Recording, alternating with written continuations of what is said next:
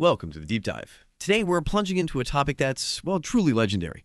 Picture the Canadian Rockies' huge peaks, deep forests, and right there, this incredible grand hotel, the Fairmont Banff Springs. It looks like pure luxury, right? Stone walls, fancy chandeliers. But there are other things echoing in those halls. Whispers, stories. So the big question, is this iconic place actually, a hotspot for paranormal stuff? Ghosts, lingering things happening that you just can't explain? Or is it more about these amazing, really powerful stories that have grown up around it? Stories maybe born from tragedy, from imagination, that are now just part of what the hotel is? That's what we're asking.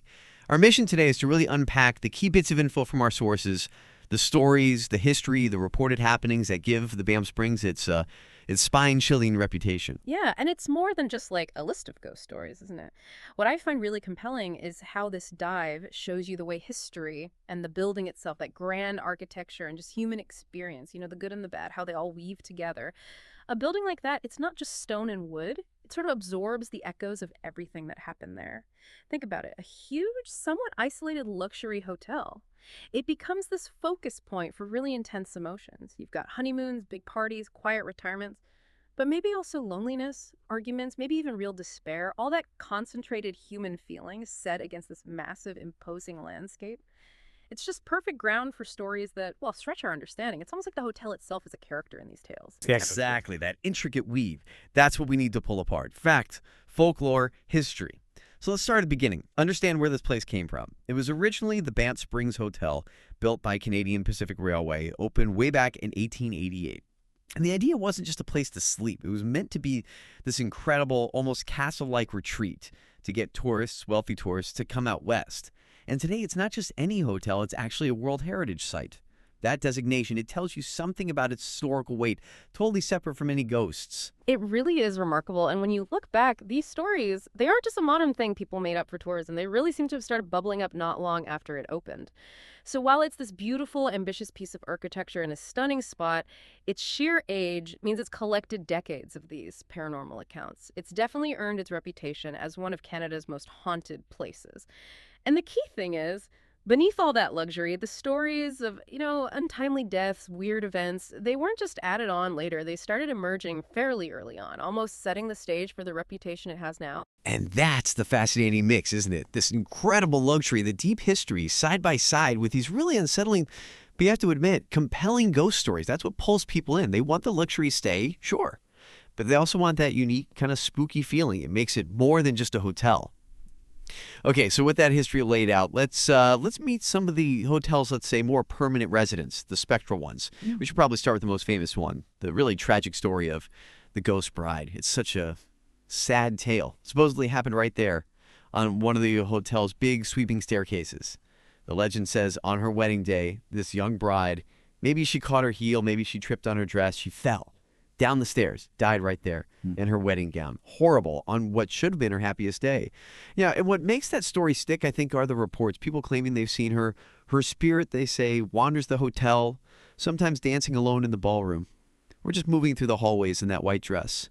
Guests talk about seeing this figure or just feeling this sudden intense cold. Especially as you'd expect near that staircase. It really makes the legend feel present, tangible almost. Definitely, and she represents that kind of tragic, maybe sorrowful spirit.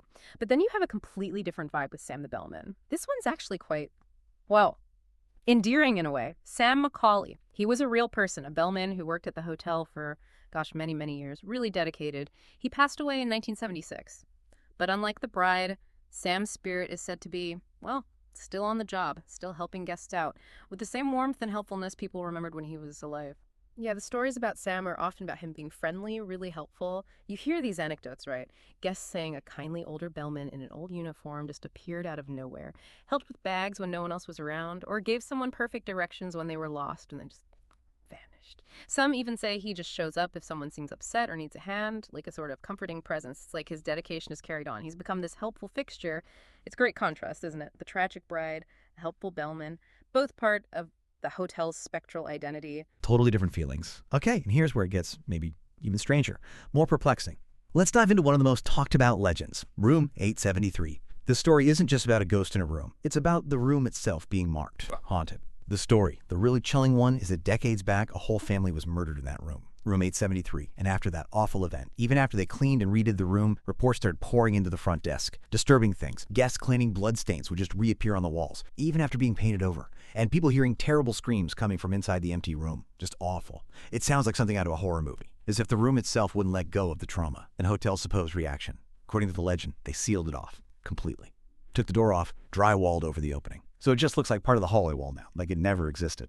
The idea is that room 873, the haunted one, is physically gone, which just adds another layer of mystery, doesn't it? Right. But what's really fascinating here, beyond the sheer horror of that legend, is the counter story, the more mundane explanation. Some people say, and this seems quite plausible from a hotel management perspective, that room 873 wasn't sealed because of ghosts. It was simply combined with the room next door to make a bigger, more modern suite, which is now supposedly part of what they call room 875.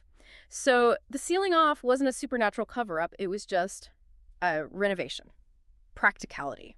Which really makes you think about how these legends take hold, doesn't it? Especially when there might be a simpler answer. And here's the kicker. Guests who stay in the current room 875, they generally report nothing. No weird feelings, no ghostly encounters, nothing out of the ordinary. Which obviously clashes directly with the intense haunting stories tied to the original room 873 number. It creates this paradox, doesn't it? You have a documented architectural change, and you have this persistent, terrifying legend. That tension between the practical reality and the spooky story, that's really what fuels the mystery around Banff Springs, I think. It makes you question what's real, what's imagined. Exactly. And it's not just these big name ghosts or the missing room. Our sources mention lots of smaller things too, kind of general strangeness, things that add to that overall feeling, that paranormal reputation. Think about staff mentioning things moving by themselves in the kitchens late at night, or guests absolutely swearing they saw someone down a long hallway who then just vanished. Or maybe just hearing faint noises, whispers, or footsteps in corridors that are supposed to be empty, or those sudden cold spots you feel for no reason in certain areas. These little things, maybe not as dramatic, but they keep happening. They add to the layers of mystery. It feels like the whole place might be thin, the veil between worlds. So, okay, you're listening to this. Maybe you're intrigued. Maybe you want to experience this mix of history and mystery yourself. What can you actually do? Well, the hotel leans into it now. They offer the Banff Springs Hotel Ghost Tour experience. It's specifically for people who want to explore the haunted side, maybe get a little spooked. Yeah, and from what I understand, when you go on one of these tours, you get guides who really know their stuff. They lead you through the hotel, hitting the key spots. And they don't just point and say, ghost here. They share the stories, the history, maybe some anecdotes from staff or past guests. It sounds pretty immersive. The tours often take you right to places like that infamous staircase where the ghost bride supposedly fell. And they'll show you the area in the hallway where room 873 used to be. It's a chance to literally walk through the legends, maybe feel something for yourself. Which brings up an interesting point. What do people feel? It seems to be a real mix. You definitely hear from participants who report feeling uneasy or noticing a cold spot or even thinking they saw or heard something they can't explain. But then plenty of others go on the tour and remain totally skeptical, feel absolutely nothing unusual, and that's okay.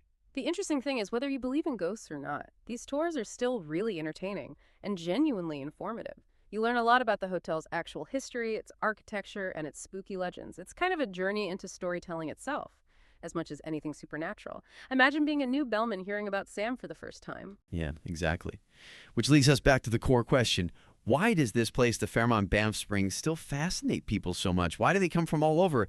It's definitely partly that pull of the paranormal, isn't it? The chance to maybe brush up against something unknown. But it's not just that. It's the whole package. That stunning, almost fairy tale castle look, the absolute luxury inside, and then the setting. The Rocky Mountains are just breathtaking. It all comes together to offer more than just a potential ghost hunt. It's a deep dive into Canadian history, into luxury, into timelessness. So wrapping up this deep dive, it's really clear the Fairmont Banff Springs Hotel isn't just a fancy place to sleep. It's this unique, potent mix. Luxury, history, and yes, a healthy dose of the paranormal. It all weaves together into something, well, unforgettable. Absolutely. It really does feel like stepping into a place where history and mystery haven't just bumped into each other. They've completely merged. And that's why it keeps drawing people. Visitors who want to connect with the past, walk those halls where so many stories, real ones, maybe spectral ones, have played out. And yeah, maybe they hope for a little ghostly encounter too. It really shows how a place can just soak up the stories, the emotions of everyone who's been there. It leaves a mark. So here's a final thought for you. Whether you're a total believer in ghosts or you think it's all just great storytelling. Think about how these persistent legends, these tales whispered down through years, how much do they actually shape the identity, the allure of a place like Banff Springs? These stories invite us, don't they, to kind of peek behind the curtain, to explore that fuzzy line between what we know for sure and what we can only imagine. A visit there isn't just a trip. It feels more like a journey into the unknown, a place where the past feels very present, and maybe, just maybe, the spirits are still roaming.